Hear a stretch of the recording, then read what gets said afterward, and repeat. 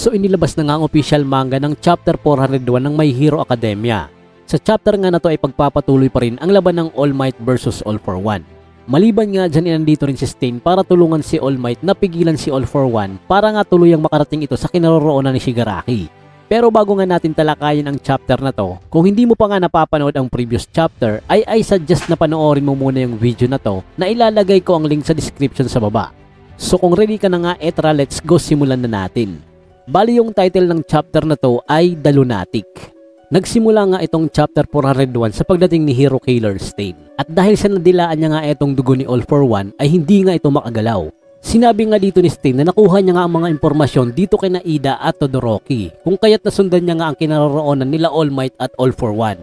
Sinundan niya din ang mga bakas na mga pagkasira ng paligid at despite nga sa maulan at mahangin na panahon, gamit ang kanyang mutilated na ilong ay nare-recognize niya kung dugo nga ba ni All Might o hindi yung mga nagkalat na dugo sa mga debris sa battle areas na yon. Sinabi rin dito ni Stain kung naiintindihan nga ba daw ni All Might kung bakit siya nag-i-exist. Bali alam naman natin kung gaano kataas ang respeto ni Stain kay All Might dahil nga kinikilala ni Stain si All Might bilang simbolo ng tunay na hero. Kaya naman dito gusto niyang lumaban si All Might at takasan nito ang bingit ng kamatayan. Bali ito talaga yung gustong ipaabot ni Stain kay All Might dahil nga nararamdaman niyang isinasakripisyo na lang ni All Might ang sarili niya para sa mga susunod na mga henerasyon ng mga heroes. Sinabi niya pa na kinakailangan nga daw mabuhay ni All Might. Dito isinabi ni All Might na naiintindihan niya nga daw ang mga nais iparating ni Stain sa kanya. Kaya naman nag-decide ang dalawa na gumawa ng isang alyansa. Bali dito ay sabay nga silang umatake kay All for One. Subalit lingid nga sa kanilang kaalaman nakahanda si All for One sa atake nilang yon. Though paralisado ang katawan ni All for One ay nagawa pa rin niyang magamit ang dalawang kombinasyon ng kanyang quirk. Gamit nga itong forced activation at phlebotomy ay nagawang i-eject ni All for One ang lahat ng dugo niya palabas sa kanyang katawan. Nagulat naman sina All Might at Stain sa pangyayari na yon. Sinabi naman ni All for One na ever since nung tumakas si Stain sa Tartarus nang hindi nakikipagtulungan sa iba pang mga villains nakaramdam siyang magiging sakit sa ulo si Stain sa hinaharap. Kaya naman napaghandaan niya nga daw ang ganitong sitwasyon. So nabanggit ko nga din yung bagay na to sa dati kong mga video about MHA na hindi basta-bastang minamalit ni All for One yung mga kalaban niya at talagang gumagawa siya ng mga plano para sa hinaharap. Bali aside niya sa pag-eject ng lahat ng dugo niya sa katawan para mawala yung bisa ng quirk ni Stain ay gumamit pa si All for One ng quirk na anti-gen modification in which nga inagawa niyang palitan yung composition ng dugo niya. Meaning na yung dugong nasa loob ng katawan niya ngayon magkaiba dun sa dugong na-eject niya kanina. Kaya naman na itong planong pag-leak ni Stain sa dugong nagkalat ni All for One sa battle area ay wala ng epekto. Yung quirk nga na to isa nga din sa mga rason kung bakit hindi mahuli-huli ng ilang henerasyon si All for One ng mga hero. And of course hindi nga din naging issue para sa kanya yung paggamit ulit ng quirk na to laban dito kay Stain. So hindi pa nga nagtapos yung mga combo quirk na to dahil sa pagkakataon na to ay gumamit ulit siya ng isa pang quirk na gigantic mouth na tumubo sa likod niya at dito ay makikita natin kinagat nito si Stain. Habang sa panel na to talaga namang napinsala si Stain sa atake na to at napasigaw naman si All Might sa pagkakahuli ni All for One kay Stain. Gamit yung gigantic mouth violenting itinapon ni All for One si Stain at makikita nating tumagos sa napakaraming mga building si Stain sa pagkakatapon na yun sa kanya. Matapos nga nun ay lumipad si All for One papunta sa kinaroroonan ni Stain para nga daw nakawin nito yung blood curdle quirk na itong si Stain. Bali ginamit naman dito ni All Might yung natitira niyang lakas para puntahan si Stain upang magbakasakali na maililigtas niya pa ito. Sinabi naman ni All for One kay Stain na naging isa nga daw siya sa mga importanteng pieces sa naging growth ni Shigaraki at ng iba pang mga villains. Subalit yung role nga daw na to nagtatapos na sa mga oras na to.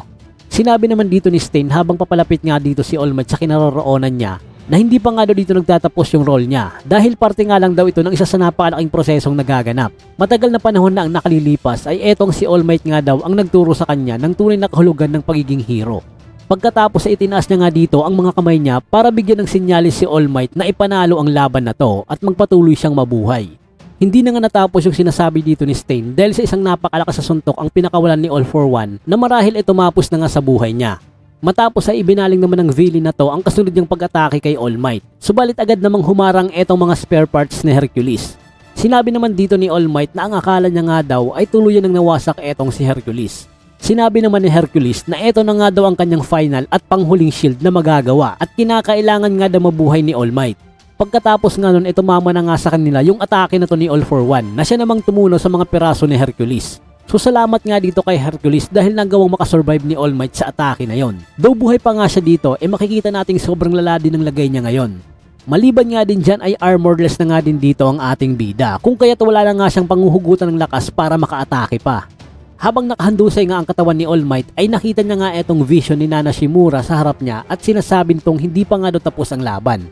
Nakita niya nga din dito si Night Eye at narealize niyang mga illusion ang mga nakikita niya ngayon. So bali nga daw etong katawan at utak niya na lang daw yung desperado at nag-e-encourage sa kanya para kumilos sa pinakahuling pagkakataon.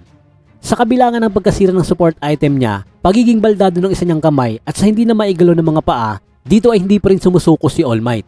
Nagsimula siyang gumapang gamit ang isang kamay, hila-hila ang katawan niya at dito ay sumigaw siya kay All for One at sinabi niyang hindi pa nga daw siya patay. Makikita nga natin dito sa kabila ng lagay niya, determinado pa rin si All Might na labanan si All for One. At ang nakakabilib pa nga nananatili pa rin siyang nakangiti despite nga sa lagay niya na any moment maaaring ito na yung magiging katapusan niya. Bali dito sa pinakahuling panel ay makikita natin etong UA building na nahuhulog mula sa taas.